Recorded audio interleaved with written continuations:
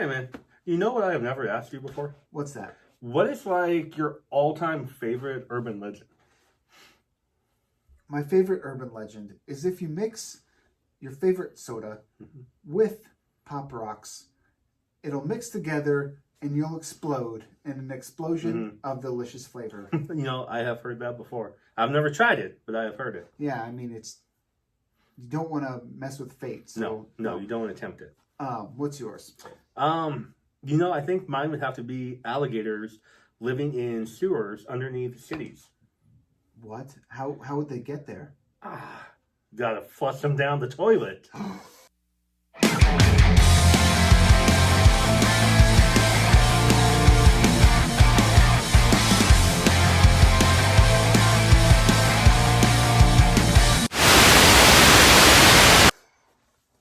Welcome, horror fans, to another episode of the Sons of Haddonfield. As always, I'm Ian, and this is Josh. Hey, how's it going, everybody? And that is a nice segue into what we'll be talking about tonight. We will be talking about the classic films Alligator and Alligator 2, just kind of brought back to life by the Scream Factory releasings on Blu-ray and 4K of the two films. They are wonderful films, and one of them is. Well, yeah, but they're good films. Yeah, the other one's fun. One's a masterpiece. Yeah. And I am glad that I have finally seen both of them. Yeah. Let's talk about Alligator first. That came out in 1980 and is directed by Louis Teague, who we all know from Cujo. Or Cat's Eye, the Stephen King film. Yeah, two great... I would call them both. Like, Cat's Eye isn't probably the most well-known of Stephen King's works, but it is a very popular, kind of a classic film from the 80s. And, of course, I think we all know, even non-horror fans know Cujo. Yeah, it's a great movie. Dee Wallace, fantastic. I feel like Louis Teague has something with a giant attacking animals. I mean, that would make sense. Because now we have Alligator, which he has directed, starring Robert Forster and Robin Riker. Kind of tells the story of a little girl wins an alligator at a fair. Have you ever gone to a fair and they've given that baby alligators? I've never done that, but, I would like it. Would you like a pet alligator? No, not really. Okay. Okay. But what you would not want to do is flush that alligator down the sewer, down your toilet into the sewer, because that's how you get alligators in your sewers, and you do not want alligators in your sewers. No, there's enough nasty stuff down there anyway. We don't need to add to it with killer alligators. Giant alligators, because they were mutated. Yeah, because of course the drug company is dropping pharmaceuticals down there. Advanced steroids. Yeah, not what you want to be doing. So we've got this giant alligator, a mutant alligator, living underneath the sewer. What happens when he breaks free and roams the city? Well, first off, there's a string of unsolvable murders so Robert Forster's character David, he has to investigate. So he gets awesome job to interject there about Robert Forster. Awesome job as usual. He is acting phenomenal. So he gets help from a herpetologist. That's a study of reptiles, not some crazy diseases. For all you people out there. Look at that. We're educational as well as annoying. And so they go to investigate once they realize it's a giant reptile. And so the film is pretty easy to kind of guess the plot of the movie. You've got an alligator, you've got a city, mayhem. That's the movie in a nutshell. Now, I went into this movie, I had not seen it, honestly, if we're going to be completely honest. I had not seen this movie until I picked up the Scream Factory release. Same. So I went into it expecting a lot of cheese and a lot of camp. I was actually given a really good acting movie. Yeah. It obviously has some cheese, it has some camp. Obviously, this is a creature feature from the early 80s. That's going to be there. But the directing, phenomenal. The acting, phenomenal, led by Robert Forster. Yeah, the special effects were really good, too. Yeah, they were. And who did some of those effects? Oh, well, that would be one of Robert Forster's later co-stars, Bryan Cranston, before he was known as actor Bryan Yeah. Cranston. Before Heisenberg, before Malcolm in the Middle, before all of this stuff, he was working as a production assistant on Alligator. And he was very bored with his job. So when they were like, hey, we need someone to help out with special effects, he's like, I'll do it. And so, yeah, that was his job, was working on some of the special effects. So when you get to see, spoiler alert for the ending of the movie, when you get to see that alligator explode at the end of the movie, perhaps they fed it Pop Rocks and Pop. Maybe. But that is Bryan Cranston's handiwork. It was his job to stuff the alligator full of pasta. That was mixed with Caro syrup and food coloring. Food coloring, and he mixed it up. Looks like guts. And his job was to pack the animatronic or the special effect alligator. The explosion alligator for the end of the movie. I honestly was really, really pleasantly surprised with this movie. I loved all aspects of it. You could say I was blown away. I see what you did there. That's nicely done. As well. Then, and that brings us to Alligator 2, The Mutation. Now, 11 years has passed since we got Alligator. So this came out in 1991, directed by John Hess, who saw a bit of relative fame in the 90s. Not a lot, though.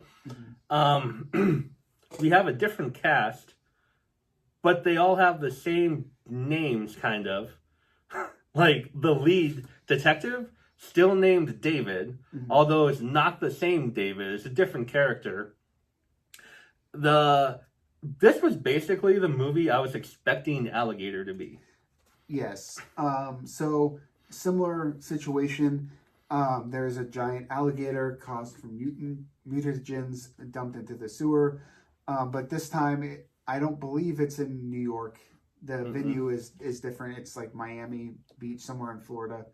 And there's a gang of guys buying up properties and forcing out other tenants. Yeah. In a nice new real estate area with a giant lake in the middle.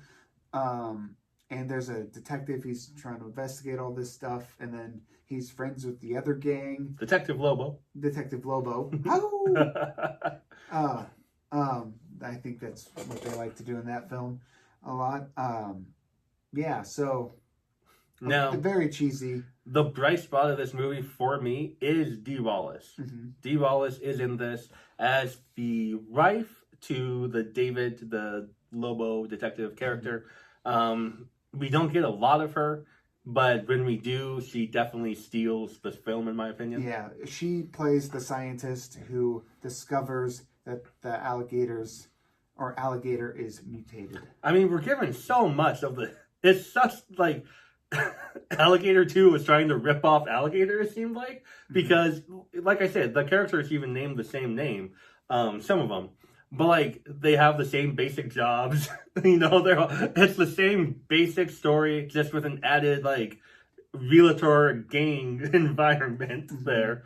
It's the sequel that no one asked for, but we got. And it's okay for the most part, but not great. You're going to have fun with it. Don't go in expecting a good movie. I went in thinking, oh my goodness, Alligator blew my mind. Alligator 2 is going to be amazing too, and it's not. I even feel like they recycled some images from Alligator into Alligator 2, which is not fun. Now, when you're watching Alligator 2, if you like me, I like to play a certain game when I'm watching older movies, and that is find Kane Hodder anytime we're watching an older movie. So keep your eye out for a younger Kane Hodder. He'll pop up in a few scenes. Yeah, he is one of the hired gator hunters that the city hires to deal with this gator. And, it doesn't go their way. No. Sadly. No, sadly for Kane Hodder, it does not. Directing was about what you would expect for this type of movie. Acting, sadly, was about what you would expect. I was hoping the acting would be a little bit better. It was pretty dry at times, I felt, though. Like I said, Dee Wallace's character and the mayor's daughter, I forgot who plays her, but I think she delivered some pretty good acting aspects to the film. Yeah, she was pretty good. One thing I learned from this movie that I did not know is that there used to be a thing for bathrooms when you went into a restaurant and you see your stalls there, that usually you can just, open the door. Yeah. No, this is not always the No. case. Sometimes you have to apparently pay to use the stall. Seems kind of weird and bizarre, but okay, that's the way things were back in the day. Yeah, you had to pay like a nickel to use the bathroom stall. I didn't know about that too. I had to ask my mom about it. Yeah, I didn't know that either. And she was like, yeah, that was the real thing. We used to have to pay a nickel sometimes, depending on where we were to go use the bathroom. But that led to one of my favorite parts that we hadn't talked about before. The detective goes in there, and he's like trying to, he has a partner he was assigned. He's like, hey, I don't want a partner. No. Partners suck. I'm Lobo. I'm a lone wolf. Oh. And anyway, so he handcuffs his partner to the bathroom and leaves him in there with a lady who's trying to question him. And then like a reporting crew comes in and they're like, ooh. And I'm like, okay, first off, why would you take a reporting crew into a bathroom? That seems like an unethical job for you. But there you go. Doesn't seem like the best spot to get an interview. Yeah, is probably not on in the the job. bathroom, but it is what it is. It was fine. It cracked me up. It was a funny movie. I gave it 3.5 out of 5 stars. Same. Obviously, Alligator for me got a full 5 stars. We both cannot recommend Alligator enough. So definitely take advantage of Scream Factory's release of this Alligator 4K release there. Yeah, there's 2 versions of the film on there. I've only seen the one. And I believe you've only seen I've only seen the one also. I need to sit down and watch that other one. It's the theatrical release and then a TV version. Really nice slipcover. Not only do you get the extra film, the different version of it, packed full of special features that are going to be really fun to watch. And then you might as well pick up Alligator 2, The Mutation. Also from Scream Factory, this does not have a slipcover or a collector edition of any kind. And that's fine. Honestly, we don't need one. This is all we need for that. So, thank you for hanging out with us tonight and checking out this video on Alligator and Alligator 2. If you've been here before, thank you for coming back. If you're brand new to the channel, thank you for tuning in. We appreciate you. Go ahead and hit that little bell to get notified every time we post a video. Like, subscribe, and comment. Also, all of that stuff helps our channel grow tremendously. You can follow us on Instagram at Sons of Haddonfield. Our personal accounts are Horror Sensei. And I Beg Joe. And you can follow us on Letterboxd at Husker Sensei. Or I Beg Joe. And of course, don't forget to follow us on Twitter at Haddonfield Sons. That is it for you guys tonight. Remember, everyone loves a goddamn lobster roll. And don't be flushing your alligators down the sewer.